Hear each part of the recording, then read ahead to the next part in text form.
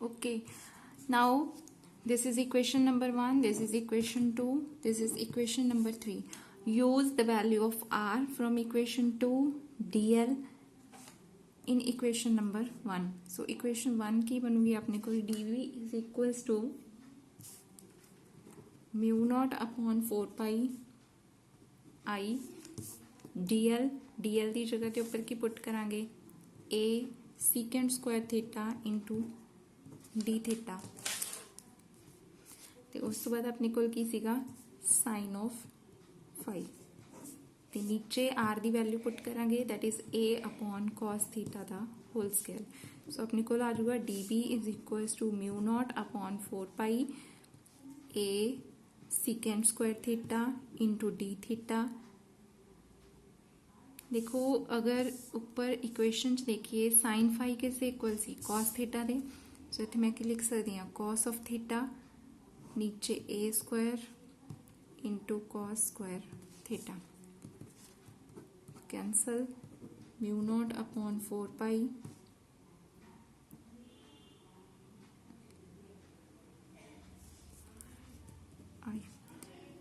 I upon a cos of theta into d theta because secant किससे equal होता है हमेशा 1 अपॉन cos दे सो ये दोनों कैंसिल हो जाएंगे terms we get only cos of theta into d theta mu naught upon 4 pi I upon a cos theta into d theta db. This is equation number 4. Now देखो ये जो है magnetic field ਆਪਾਂ ਨੇ find out ਕੀਤਾ ਹੈਗਾ just for this small element ਦੇ ਲਈ ਪਰ ਜੇ ਅਗਰ ਆਪਾਂ ਪੂਰੇ ਕੰਡਕਟਰ ਦੇ ਲਈ फाइंड आउट ਕਰਨਾ ਹੈ ਤਾਂ ਇਸ ਇਕੁਏਸ਼ਨ ਦੀ ਆਪਾਂ ਟੋਟਲ फाइंड आउट ਕਰਨ ਲਈ ਹਮੇਸ਼ਾ ਕੀ ਕਰਦੇ ਹੁੰਦੇ ਆ ਇੰਟੈਗ੍ਰੇਸ਼ਨ ਸੋ ਇਸ ਇਕੁਏਸ਼ਨ ਦੀ ਇੰਟੈਗ੍ਰੇਸ਼ਨ ਕਰਨੀ ਹੈ ਤੇ ਇੰਟੈਗ੍ਰੇਸ਼ਨ ਕਰਨ ਦੇ ਲਈ ਆਪਾਂ ਨੂੰ ਕੀ ਚਾਹੀਦੀਆਂ ਨੇ ਲਿਮਿਟਸ ਚਾਹੀਦੀਆਂ ਨੇ ਤਾਂ ਇਸ ਇਕੁਏਸ਼ਨ ਨੂੰ ਧਿਆਨ ਨਾਲ ਦੇਖੋ mu naught 4 pi I and a these all are constant. So outside integration I upon a अंदर की होगा इंटेग्रेशन दे सिर्फ cos theta into d of theta इधर इंटेग्रेशन करोगे कि बन जाऊगा बी नाउ इंटेग्रेशन करने ਲਈ ਕੀ ਚਾਹੀਦੀਆਂ ਨੇ ਲਿਮਿਟਸ ਨਾउ ਲਿਮਿਟਸ ਆਪਾਂ ਕੀ ਕਰਾਂਗੇ ਦੇਖੋ ਧਿਆਨ ਨਾਲ ਦੇਖੋ ਇਹ ਪੀ ਪੁਆਇੰਟ ਦੇ ਨਾਲ ਬੀ ਐਂਡ ਜਿਹੜਾ ਕਿੰਨਾ ਐਂਗਲ ਬਣਾ ਰਿਹਾ ਥੀਟਾ 1 ਤੇ ਇੱਧਰ ਏ ਐਂਡ ਦੇ ਨਾਲ ਕਿੰਨਾ ਐਂਗਲ ਬਣ ਰਿਹਾ ਥੀਟਾ 2 ਅਗਰ ਇਹਨਾਂ ਦੀ ਐਂਗਲਸ ਦੀ मूवमेंट देखिए थीटा 1 एंगल इधर मूव कर रहा है थीटा 2 एंगल इधर मूव कर रहा है पर अपन ने डायरेक्शन लेनी है from B to A minus theta 1 to theta 2 लेनी है सो थीटा 1 है जिहड़ा अगर आप अपने जो अपन डायरेक्शन लेनी है उस डायरेक्शन के अकॉर्डिंग देखिए तो थीटा 1 की डायरेक्शन लॉजिकली अपनी डायरेक्शन के नालों की हैगी ऑपोजिट हैगी सो थीटा 1 नूं की लवांगे minus theta 1 and plus theta 2 तो लिमिट्स की आनगियां minus theta 1 to plus theta 2 so इस लिमिट्स पुट करो minus theta 1 to theta 2 cos दी इंटैग्रेशन है जी वो हमेशा की होंगी हैगी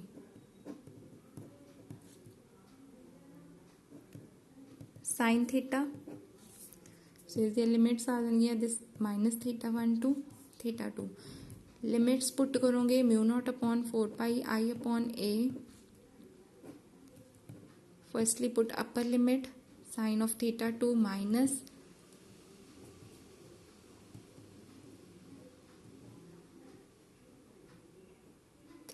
आऊगा साइन ऑफ माइनस थीटा 1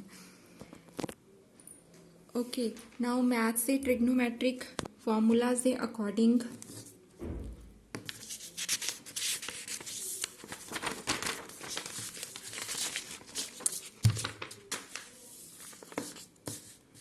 अपनी इक्वेशन की बनूगी b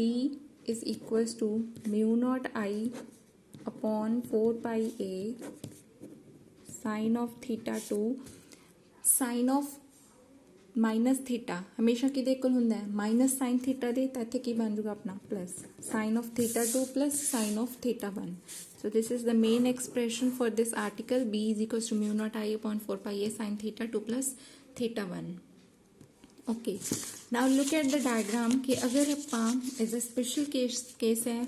कि अगर infinitely long straight wire conductor दे लिए अगर पी पॉइंट है जिस पॉइंट के उपर अपने मैग्नेटिक फील्ड फाइंड आउट करना है अगर ये पॉइंट बहुत ज़्यादा क्लोज आ जाए ओ पॉइंट दे ओरिजिन पॉइंट दे, अगर ओ पॉइंट दे क्लोज आऊगा तो डायग्राम देखो,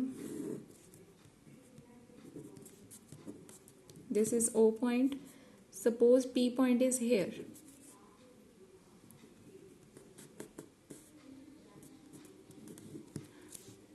अगर मैं इनू होर क्लोज बनावा